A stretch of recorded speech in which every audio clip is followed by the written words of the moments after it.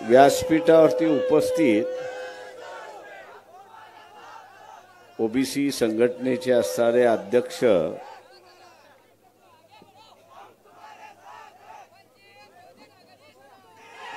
शेंडगेजी, त्याच्याच बरोबर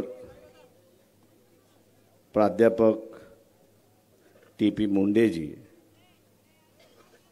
व्यासपीठावरती उपस्थित किसन चव्हाण, आपल्याकडून निघून गेले ते असणारे माजी खासदार महात्मेजी, सर्वांची नावं घेत नाही, त्यांनी मला असणारा माफ करावं. उपस्थित बंधूंनो आणि भगिनींनो,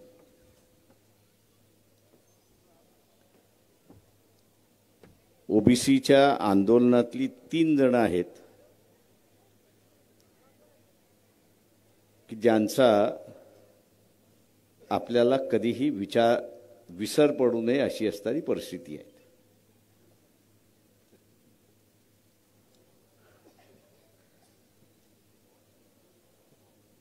ती 3 मंडळी म्हणजे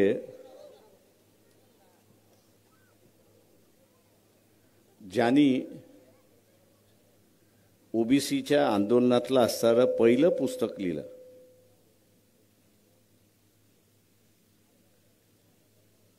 च्या दशकामध्ये लिहिलं. मुंबईचे रहिवासी होते, कोळीवाड्याचे रहिवासी होते, सन्माननीय जनार्दन पाटील. जनार्दन पाटील यांचं जोपर्यंत पुस्तक येत नव्हतं तोपर्यंत समाजाला नेमका ओबीसी काय घटक आहे आणि त्यांच्या पुस्तकाच्या पाठीमागे त्यांनी ओबीसी मध्ये येणारा जो समूह आहे त्याची पहिल्या महाराष्ट्रामध्ये येणारा जो आहे त्याची पहिल्यांदा असणारी यादी त्यांनी प्रसिद्ध केली आणि त्यावेळेस काही प्रमाणात स्पष्टता यायला सुरुवात झाली. नाहीतर हे मंडलचा आयोग, हे ओबीसींचा आयोग नाही, तर हे आदिवासी आणि एससी यांना अधिक आरक्षण पाहिजे आणि त्याचं नाव मंडल आयोग अशा रीतीने प्रचार त्या ठिकाणी झाला होता. या आम्हाला अडचण सगळ्यांना होत होती आणि ती अडचण असणारं जनार्दन पाटील यांनी असणारं पहिल्यांदा ती लिहिलं. मंडल आयोग जो आहे तो पायावरती उभा केला.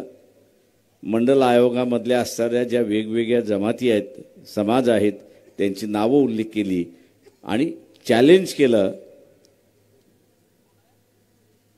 की हे ओबीसीचं म्हणणं खरं आहे किंवा खोटं आहे अशा रीतीनेच त्यांनी प्रश्न उपस्थित केला. त्यांच्या ह्या प्रश्नामुळे त्या काळी चर्चा बंद झाली आणि एका बाजूला असणारा जनार्दन पाटील आणि दुसऱ्या बाजूला उत्तर प्रदेशमध्ये नरेंद्र यादव काँग्रेसमधले होते. त्यांनी आंदोलन उभं केलं की मंडलचा आयोग आलेला आहे, तो स्वीकारला गेलेला आहे.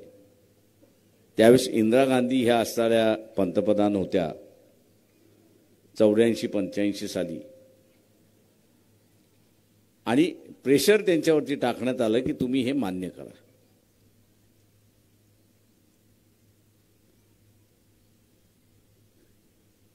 त्यावेळेच्या सरकारने टोलवण्यासाठी विधानसभेचं काय म्हणणं आहे हे मागवण्याचं पत्र पाठवलं आणि प्रत्येक विधानसभेला तुमचं म्हणणं आहे ते पाठवा म्हणून असे रीतीने सांगण्यात आलं. आपल्याला माहित आहे की विधानसभेमध्ये चर्चा कशी झाली असेल, काय झाली असेल आणि ते पूर्णपणे त्यावेळेसचा असणारा बासनात पडला अशी असणारी परिस्थिती आहे. ते पुढे आलं नाही.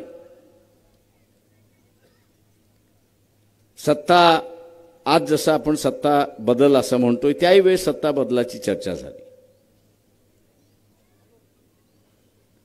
इंदिरा गांधींची असणारी हत्या झाली, राजीव गांधी आले, मेजॉरिटीने आले, त्याच्यानंतर सत्ता आली काँग्रेसची आणि त्याला चॅलेंज देऊन म्हणून असणारं सगळे विरोधी पक्ष एकत्र आले आणि त्या सगळ्या विरोधी पक्षांचं असणारं त्या काळचं असणारं नेता जे आहेत हे विश्वनाथ प्रताप सिंग होते. जेव्हा दुसरं ह्या ओबीसी लढ्यामधलं आम्ही तर लढ्यातच होतो.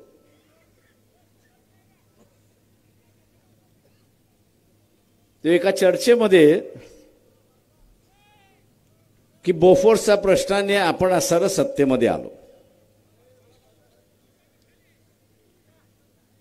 आता पुन्हा बोफोर्सने आपण काही सत्तेमध्ये येणार नाही आणि पुन्हा बोफोर्समुळे सत्तेमध्ये येणार नाही तर आपल्याला असणारा एक सामाजिक वर्ग आपल्याबरोबर जोडावा लागेल आणि हा सामाजिक वर्ग आपण जोपर्यंत जोडत नाही तोपर्यंत आपली असणारी सत्ता चिरंतन होत नाही अशी परिस्थिती आहे. आणि मग ते जोडायचं कसं तर हा मंडल कमिशनचा आयोग जो आहे तो आपण स्वीकारला पाहिजे. एक नवा सामाजिक आशय आपण ह्या देशाच्या राजकारणामध्ये आणतोय. व्ही.पी. सिंगाने तो असणारा मान्य केला आणि त्याचा GR काढला. हे जसं मान्य होईल असं लक्षात गेलं तर त्याच्यामधला असणारा तिसरा एक विलन आहे आणि त्याचंही नाव आपण असणारा विसरता कामा नये. दुर्दैवाने त्याच्या आई वडिलांना आजही मी नमन करतो. तो ह्या चळवळीतला बळी असं मी त्या ठिकाणी मानतो.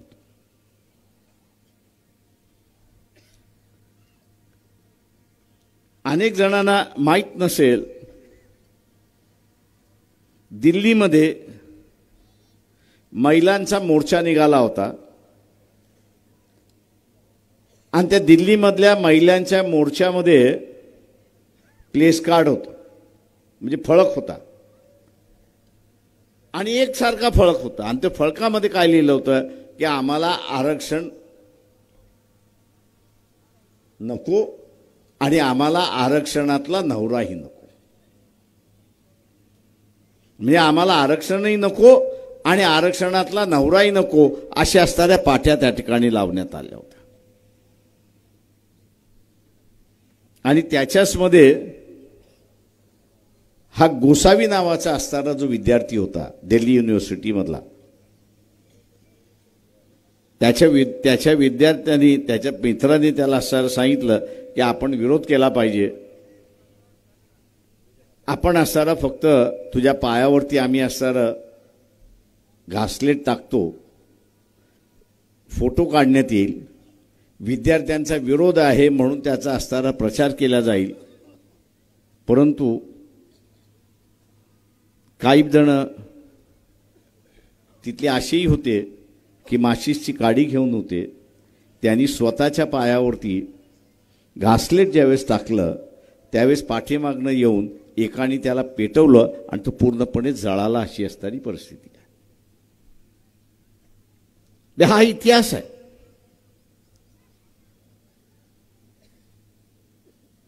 त्याला जाळण्याच्या पाठीमागचा जो भाग होता की देशामध्ये उठाव झाला नाही असं नाही, पण देशामध्ये उठाव झाल्यानंतर आपण निर्णय घेतलेला आहे. हा निर्णय आता मागे घेतला जाणार नाही, सरकार टिकलं किंवा न टिकलं. आणि त्यावेळेस एका बाजूला मंडल आणि दुसऱ्या बाजूला राम मंदिर, बाबरी मस्जिद याचा वाद सुरुवात होता. भारतीय जनता पक्षाने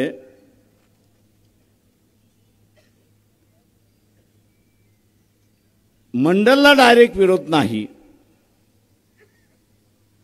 अप्रत्यक्षात विरोध आणि म्हणून मार्च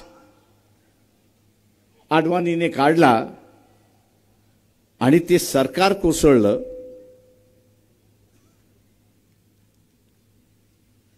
हा इशू सरकारने व्ही.पी. सिंगाच्या सरकारने घेतलेला निर्णय हा कोर्टामध्ये गेला आणि कोर्टाने सांगितलं की मंडल कमिशनचा सरकारने घेतलेला निर्णय हा संविधानिक आहे आणि तो टिकेल, हा निर्णय त्या ठिकाणी देण्यात आला. हा इतिहास आहे.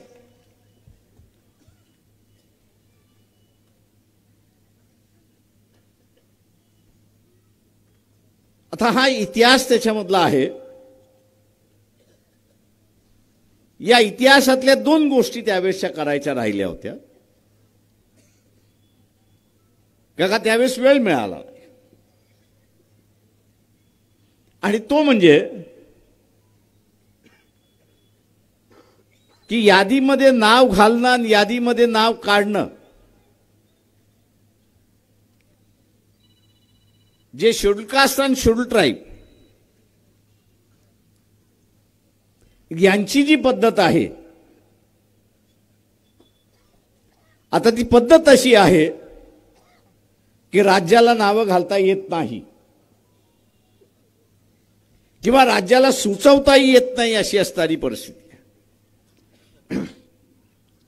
केंद्राने एकदा निर्णय घेतला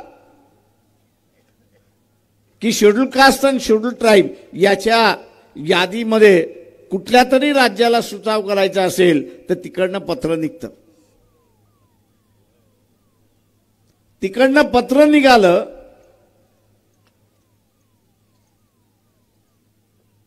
की मग राज्यामध्ये कॅबिनेटची बैठक होते आणि कोणाचं तरी सुचवायचं असेल तर एक कमिटी तयार केल्या जाते कॅबिनेटची. त्या कॅबिनेटचा कमिटीचा रिपोर्ट होतो. तो रिपोर्ट असणारा कॅबिनेटमध्ये ठेवला जातो. तो स्वीकारल्यानंतर पुन्हा विधानसभेमध्ये जातो. तो विधानसभेने स्वीकारला मगच तो केंद्राला जातो. तो बदल करून घेतला राहिला होता, पण नंतरच्या कालावधीत तो बदल झाला. आता राज्याला कुठल्याही ओबीसीच्या यादीमध्ये नाव टाकता येणार नाही, हे आपण असणारा लक्षात घ्या. त्याला टाकायचं असेल तर पार्लमेंटची शाश्वती त्या ठिकाणी घ्यावी लागते. राज्याचा होता अधिकार तो काढलाय आणि तो अधिकार आता केंद्राला गेलेला आहे. आणि म्हणून मी जे एवढे दिवस या आंदोलनातला अभ्यासक आणि या आंदोलनामध्ये काय होऊ शकतं हे जे पाहत होतो आणि आपल्याला जे म्हणत होतो आणि आजही आश्वासन देतो की शासनाला कोणाला जात देता येत नाही. शासनाला जात देता येत नाही. अस्तित्वात असणारी जात ही मागासवर्गीय आहे की नाही एवढाच फक्त निर्णय त्या ठिकाणी देतात. तेव्हा ती जात अस्तित्वात असली पाहिजे, तो समाज अस्तित्वात असला पाहिजे. तो समाज अस्तित्वात असेल, ती जात अस्तित्वात असेल तर मग ती मागासवर्गीय आहे की नाही याच्याबद्दल देऊ शकते. पण कुठल्या तरी नव्या जातीला जन्म देणं हा शासनाचा अधिकार नाही आणि तो घटनेने त्यांना दिलेला नाही, हे आपण लक्षात घ्या.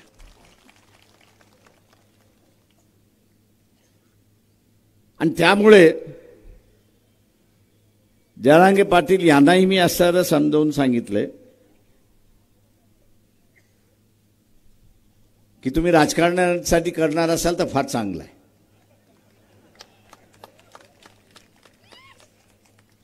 कारण ही सडलेली नेतृत्व जे आहे, ज्याचा असणारा उल्लेख आता असणारा शेंडगेंनी केला, टीपी मुंडेंनी केला, हे सडलेलं जे नेतृत्व आहे हे त्यांच्याही समाजाला असणारा न्याय देत नाही आणि आपल्यालाही असणारा न्याय देत नाही. त्या जरांगे पाटलाच्या निमित्तानं असणारं नवीन नेतृत्व येणार असेल तर त्याला आपण असणारं स्वागत केलं पाहिजे. पण त्याला असणारं सांगितलं पाहिजे, बाबा रे आमच्या ताटामध्ये येऊ नको.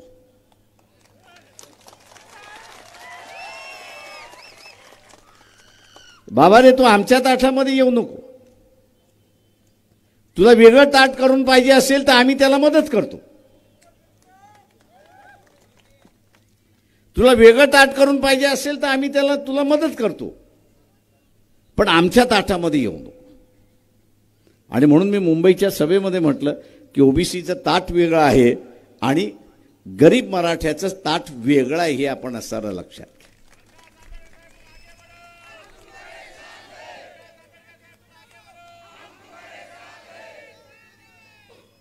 जसं एससी आणि ट्रायबल दोघांनाही आरक्षण आहे, पण ट्रायबलचं आरक्षण ट्रायबलला, एससीचं आरक्षण एससीला.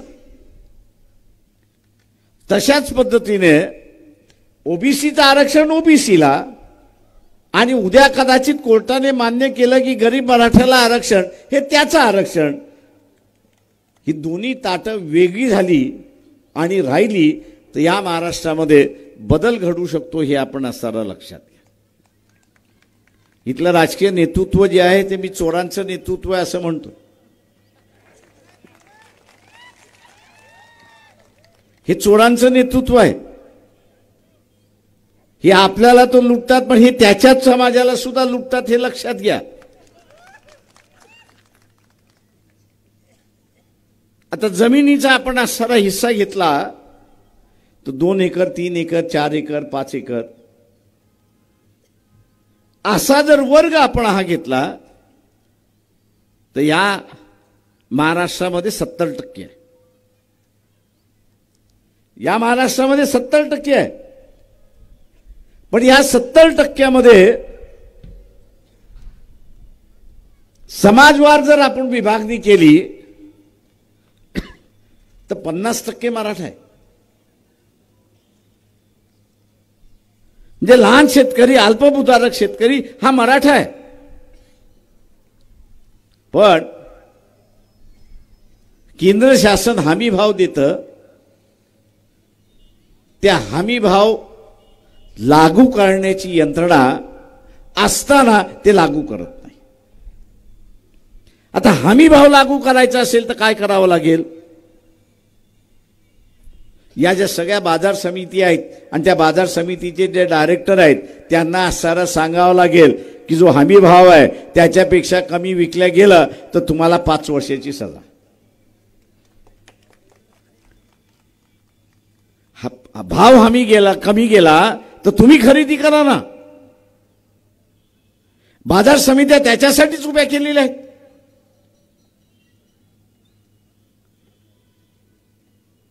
पण ते होणार नाही कारण का बाजार समितीचे डायरेक्टर खासदार आणि आमदार हे नातेवाईक आहेत हे आपण लक्षात घ्या. म्हणून एकमेकाला वाचवण्यासाठी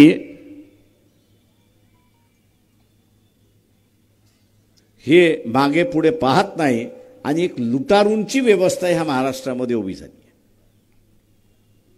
एक लुटारूंची व्यवस्था झाली. मागच्या निवडणुकीमध्ये आम्ही बदलण्याचा प्रयत्न केला. नांदेडमध्ये कोणाला उभं केलं होतं? वंचित बहुजन आघाडीने. मतदान दिलं का?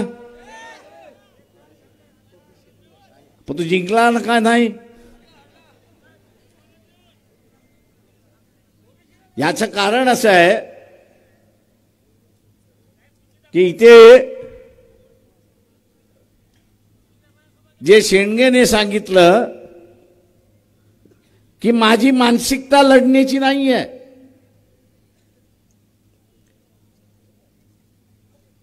मी माझी लढण्याची मानसिकता केली पाहिजे. त्यांनी जे सांगितलं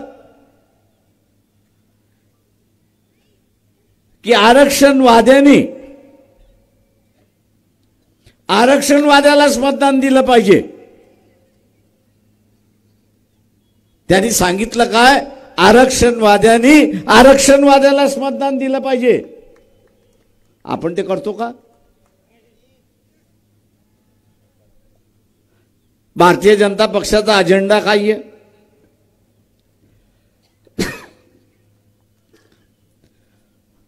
भारतीय जनता पक्षाचा अजेंडा काय आहे? आपण आरक्षण वाचवणं असं म्हणतोय. हे संविधान वाचलं तर आरक्षण वाचेल. हे संविधान वाचलं तर हे आरक्षण वाचेल. हे संविधानच वाचलं नाही तर आरक्षण कुठून वाचणार आहे? आणि म्हणून अधूनमधून भारतीय जनता पक्षाचा अजेंडा काय होतो? भारतीय जनता पक्षाचा अजेंडा आहे की आम्हाला संविधान बदलायचं आहे. मी दोनदा तीनदा मोहन भागवतांची भेट मागितली पण झाली नाही, दिली नाही. का मी त्यांना निमंत्रण देणार होतो की बाई या संविधानाच्या माध्यमातून काय वाईट आहे तेवढं फक्त सांगा.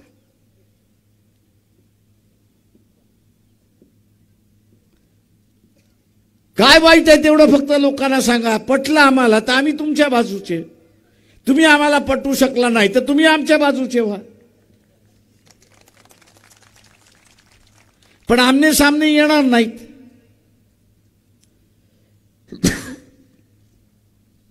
आणि आमने सामने काय येणार नाहीत तर त्यांना 12 बलुतेदाराच्या हातामध्ये सत्ता जाता कामा नये. नरेंद्र मोदीचा असणारा समाज जो आहे तो आपल्या नांदेडमध्ये आहे का? मी तर निवडणूक लढवलंय म्हणून मला गावांगाव माहिती आहे का नरेंद्र मोदीचा माणूस समाज इथे? नाही ना. समजा उद्या बीजेपी जे म्हणते की अध्यक्षही पद्धत आणायची, म्हणजे अमेरिकेसारखी अध्यक्ष पद्धत आणायची की लोकांनीच अध्यक्ष निवडायचा, लोकांनीच अध्यक्ष निवडायचा, असं जर झालं असतं तर नरेंद्र मोदीला आपल्या इथनं मतं मिळाली असती का? हे जे संविधान बदलण्याची जी चर्चा चालली आहे त्याचं मूळ कारण इथला तेली आहे, तांबोळी आहे, कुणबी आहे, लोहार आहे, सोनार आहे, धनगर आहे, मराठा आहे, हुशार आहे, लोकांचा विश्वास संपादन करू शकतो, लोकसभेच्या मतदारसंघातून निवडून येऊ शकतो, तर या देशाचा तो पंतप्रधान होऊ शकतो. कारण का मतदारसंघ लहान आहे. आणि म्हणून इथल्या वेगवेगळ्या समूहाला पंतप्रधान होण्याची, निवडून येण्याची संधी आहे हे आपण लक्षात घ्या. जे अध्यक्षीय पद्धत आणते, मला एक सांगा, कुंभार जो आहे तो लोहाराला मतदान देतो का? देणार वेगळा, देतो का विचारतोय मी. देईन आहे ना. मग तुमचं मत जाणार कोणाला? तर ब्राह्मणाला जाणार. पाटलाला जरी गेलं तरी त्या राज्यापुरतं, बाजूच्या राज्यामध्ये पाटील आहे का? RSS ही संघटना कोणाची? तेव्हा त्यांचाच पंतप्रधान कायमचा कसा होईल हे राजकारण चाललेलं आहे, हे आपण लक्षात घ्या. आणि म्हणून संविधान बदला म्हणून त्या ठिकाणी सांगितलेलं आहे. म्हणजे महात्मा फुलेपासून शाहू महाराजांपर्यंत बाबासाहेब या सगळ्यांनी सामान्याच्या हातामध्ये सत्ता आणून दिली. सामान्यातला सामान्य माणूस इथला सत्ताधारी होऊ शकतो. शिक्षणाची दारं खुली करण्यात आली. उद्याचा व्यवसाय या ठिकाणी करू शकतो.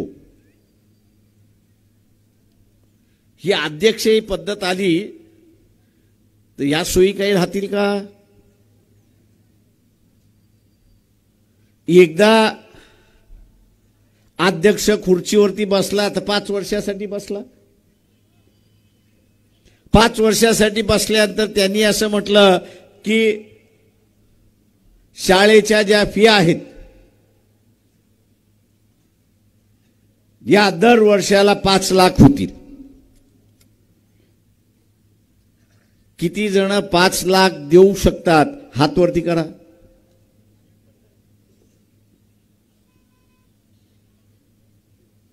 आत्ताच देवेंद्र फडणवीसने सांगितलं की आम्ही 25,000 प्राथमिक शाळा बंद करणार आहोत.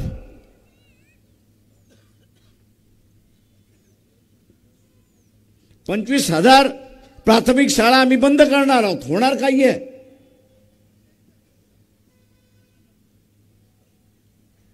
होणार एवढंच आहे की खासगी शाळा सुरुवात होतील आणि त्या खासगी शाळेमध्ये 50,000 60,000 फिया होतील. देऊ शकता का?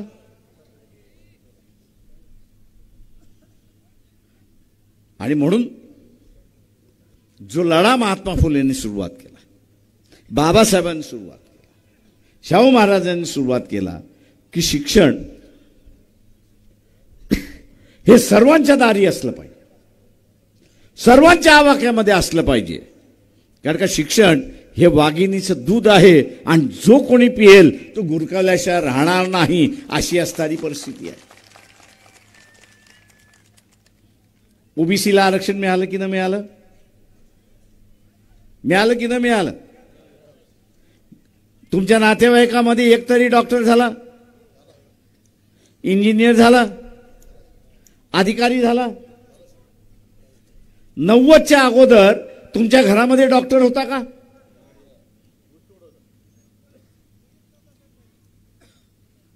आरक्षणामुळे बदल आला. जी जागा आपल्याला मोकळी नव्हती त्या जागेमध्ये आपण गेलो.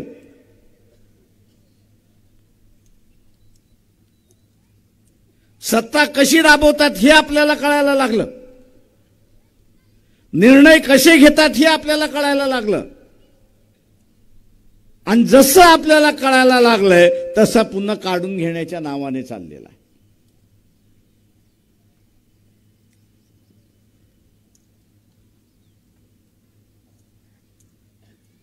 मोदींनी असं म्हटलं की 22 तारखेला दिवाळी साजरी करा.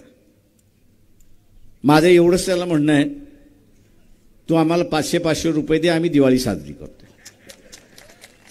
तू आमचे खर्च कशाला करतोयस? 15 लाख देणार होतास, ते 15 लाख देऊ शकला नाही, 500-500 दे, अकाउंट आहे आमचं.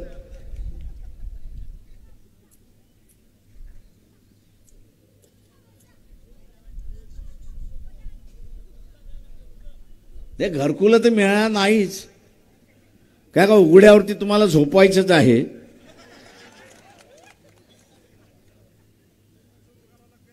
आणि म्हणून मी असं नरेंद्र मोदींना हात जोडून माझी विनंती आहे की आम्ही 22ला दिवाळी साजरी करतो, पण 500 रुपये दे ना. तो आमच्याच असणाऱ्या पोरांच्या तोंडातल्या घासातलं 500 रुपये कशाला काढतोयस? एकतर महागाई,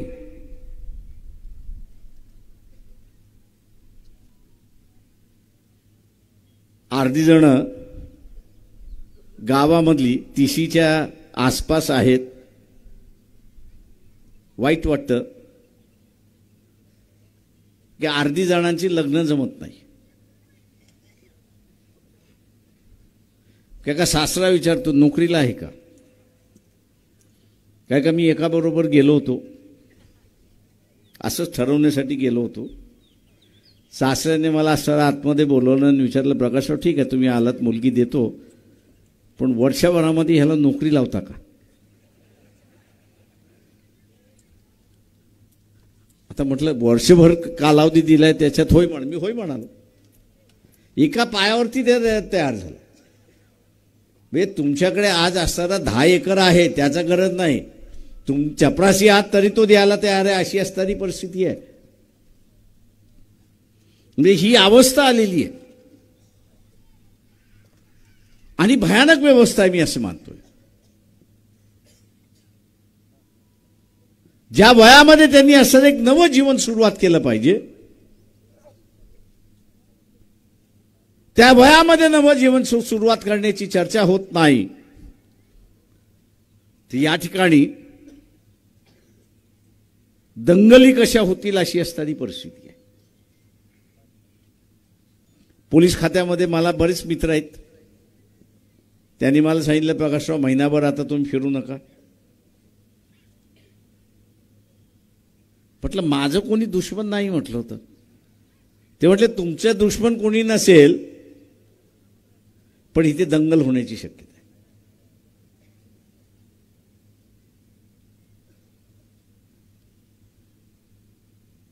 आता ही दंगल आपण करायची का?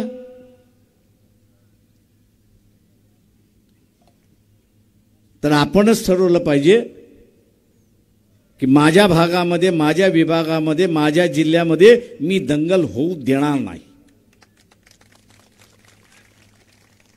दंगल कशासाठी?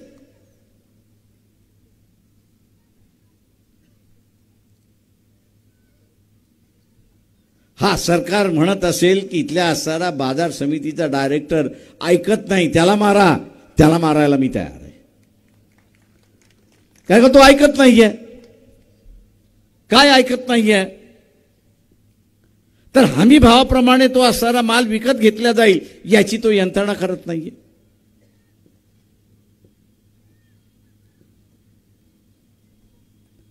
पण नाहक कोणतरी माजलाय, धर्माच्या नावाने माजलाय. आता त्याला आपण धडा शिकवला पाहिजे. असा जो प्रचार चालतो आणि त्याच्यानंतर मग दंगली होतात. एका काँग्रेसवाल्याचा पोरगा बघितलाय का या दंगलीमध्ये? काठी तरी लागलेली बघितली आहे का? बीजेपी वाल्याचा पोरगा बघितलाय का? RSS वाल्याचा पोरगा बघितलाय का? NCPचा पोरगा कोणी बघितलाय का? सामान्य माणसं असतात. आपल्या इथं जे कोणी दंगल करायला येईल असं सांगेल त्याला म्हणा तुझा पहिला पोरगा पुढं कर, आम्ही त्याच्या पाठीमागे उभा राहतो.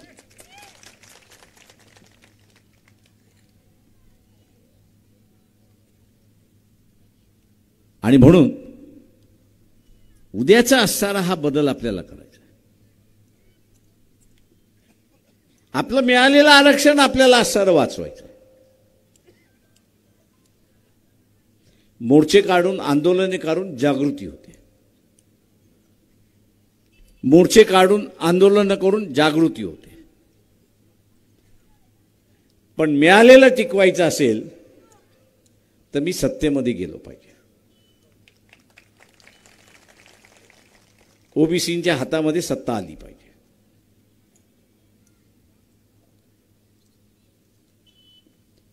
ओबीसींच्या हातामध्ये सत्ता आली पाहिजे. आणि ओबीसीच्या हातामध्ये सत्ता कशी येईल? कशी येईल?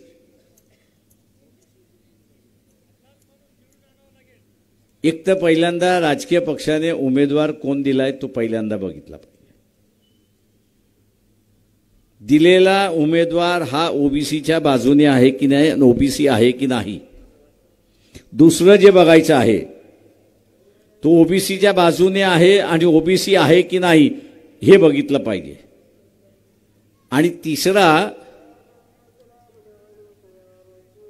आपण या इलेक्शनमध्ये त्याग कसला करायचा आहे?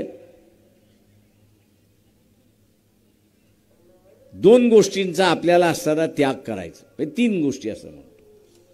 एक म्हणजे कबाब, दुसरा म्हणजे शबाब आणि तिसरा म्हणजे महात्मा गांधी. म्हणजे महात्मा गांधी, कबाब आणि शबाब या 3 गोष्टींचं वर जे आपण जर केलं तर ज्याच्यासाठी आपण या ठिकाणी जमलेलो आहोत की माझीच सत्ता, ओबीसीची सत्ता, ते आपण सहज त्या ठिकाणी घेऊ शकतो. मला एक सांगा की ज्याच्याकडून तुम्ही कबाब घेता, शबाब घेता, महात्मा गांधी घेता, इलेक्शन संपल्यानंतर त्याच्या दारावरती तरी जाऊ शकता का? त्याच्या दारावरती तरी जाऊ शकता का? मग आपण एवढे भिकारी आहोत का की आपल्या आयुष्यामध्ये आपण कबाब, शबाब आणि महात्मा गांधी कमवत नाही म्हणून? राजकारणामधली नैतिकता ही सगळ्यात महत्त्वाची आहे, एवढं लक्षात घ्या.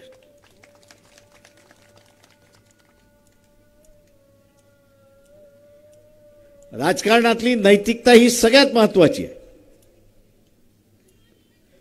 आणि ज्या समूहाकडे नैतिकता आहे,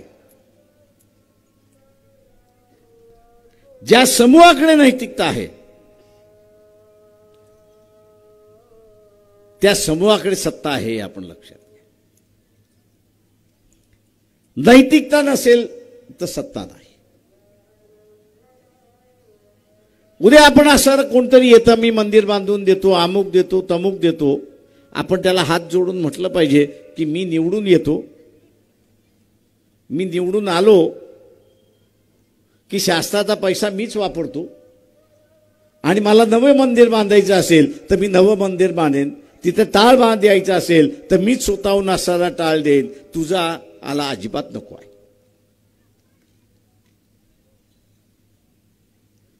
आणि म्हणून मित्रो, आज जे आपल्याला दिसते हे कृत्रिम आहे, हे नडवलेलं राजकारण आहे, तरुणांना नडवलेलं राजकारण आहे, शेतकऱ्यांना नडवलेलं राजकारण आहे, आरक्षणाच्या संदर्भातलं नडवलेलं राजकारण आहे. काका, मी नेहमी म्हणत असतो की ह्या देशाची व्यवस्था कशी करायला मागतात आहेत इथला राजकारणी, की त्याच्या घराची उंबरठे झिजवणारा समूह त्या ठिकाणी पाहिजे.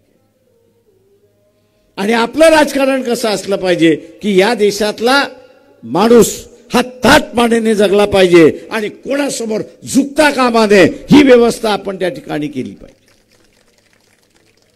आणि म्हणून ती उभी करताना मी जसं आपल्याला म्हटलं की भारतीय जनता पक्षाचा अजेंडा हा संविधान बदलण्याचा अजेंडा. संविधान बदललं, आरक्षण केलं. त्याच्यामुळे आज आपण असं आरक्षण वरनं मराठ्यांबरोबर भांडतो. हे बा, तुम्ही आमच्या ताटात येऊ नका. पण उद्या हेच संविधान बदललं, उद्या हेच संविधान त्या ठिकाणी बदललं तर आरक्षण राहणार आहे का?